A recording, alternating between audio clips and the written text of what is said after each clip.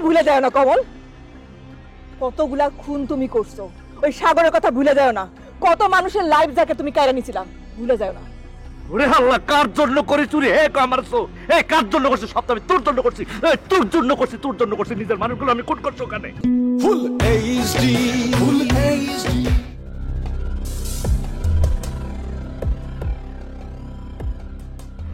কইছিলি এতক্ষণ?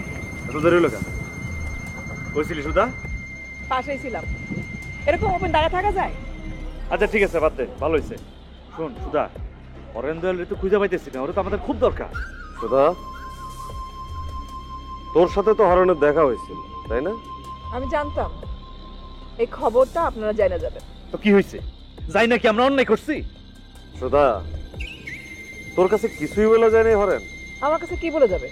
তো তোরা যদি কিছু না খুঁজে যাবো, তাহলে হরেন্দয়াল তোর কাছে কেন আইছিল? কেন দেখা করতে চাইছিল? কি দরকার ছিল তার? সেটা তারে গিয়ে জিগাও। ও, তারে গিয়ে জিগাবো না? খুব মজা নিতেছ সুধা, না? খুব মজা নিতেছ সুধা। আমি জানি সে অবশ্যই তোর কিছু না কিছু কয়ে গেছে।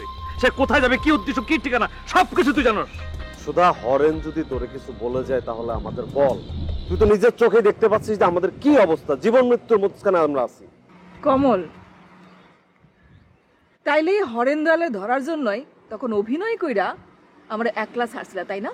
বাহ, সব বুঝা গেছো না? আর সব বুঝে তুমি হরেন্দয়াল রে আমরা এখানে আসার আগে পার করে দিলা না? সুধা, তাড়াতাড়ি কষে কই গেছে। না কইলে কি করবা?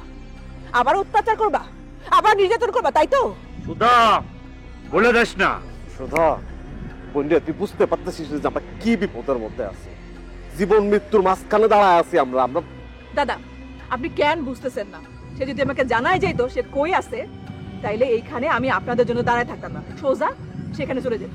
সুধা, তার মানে তুই বলতে চাস তোরে কিছু বলা যায় নাই?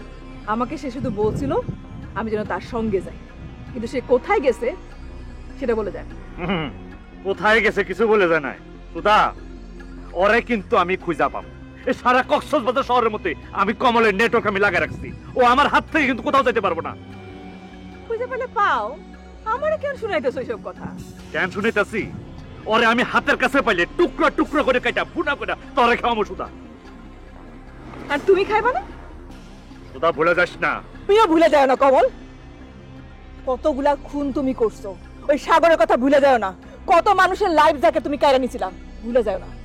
ওরে আল্লাহ, কার জন্য করে চুরি? হে কামারছো, হে কার জন্য করছিস? সব তো আমি তোর জন্য করছি, তোর জন্য করছি, তোর জন্য করছি। নিজের মানুষগুলো আমি খুন করছি ওখানে। এখন আমার উচিত প্রতিদান দিতে আসস না? খুব ভালো, খুব ভালো, খুব ভালো লাগতেছে আমার।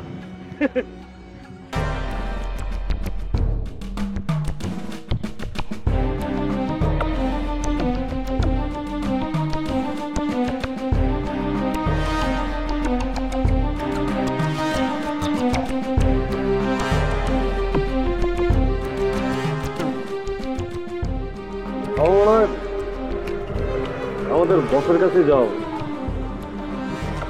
না বস। হ্যাঁ কমল, আমাদেরকে বসের সামনে গিয়ে সবকিছু বুঝিয়ে বলা উচিত। কেননা এইভাবে যদি আমরা এইভাবে লুকিয়ে লুকিয়ে থাকি, বসের সন্দেহ কিন্তু আরো বাড়বে। শত হলেও সে তো আমাদের বস, তিনি তো আমাদের আপন, আমাদের পর না। তিনি সবচেয়ে বেশি পর, সবচেয়ে বড় শত্রু। সুধা, তিনি আমাদের বস, মানে তিনি আমাদের বাবা। আমরা যেই সমস্যার সমাধান করতে পারবো না সেই সমস্যার সমাধান কিন্তু তাকেই করতে। বস, আপনার কথা শুনতে ভালো লাগে, কিন্তু বাস্তবতা হচ্ছে ওনাদের সাথে আমাদের ব্যবসায়িক সম্পর্ক। যেখানে ব্যবসা নাই সেখানে সম্পর্ক নাই। কিন্তু কি করবি? ওনার হাত থেকে কি পালায় বাঁচা সম্ভব? ওনার আয়ত্তের বাইরে কি আমরা যাইতে পারবো? পারবি যাইতে? না, পারবো না বস। যদি নাই পারি তাহলে আমাদের তার সামনে যাও, গিয়ে আত্মসমর্পণ করে সবকিছু খুলে বলা। হ্যাঁ উচিত বস, কিন্তু আমি তো জানি উনি তো আমাদেরকে ক্ষমা করবেন না। দূরও পাগল, উনি আমাদের বাবার মতো। এখন আমরা যদি তার কাছে গিয়ে আমরা যে ভুল করছি এটার জন্য ক্ষমা চাই, অনুতপ্ত হয়, তাহলে তুমি আমাদের অবশ্যই ক্ষমা করবেন। শত হলেও উনি আমাদের বাবা।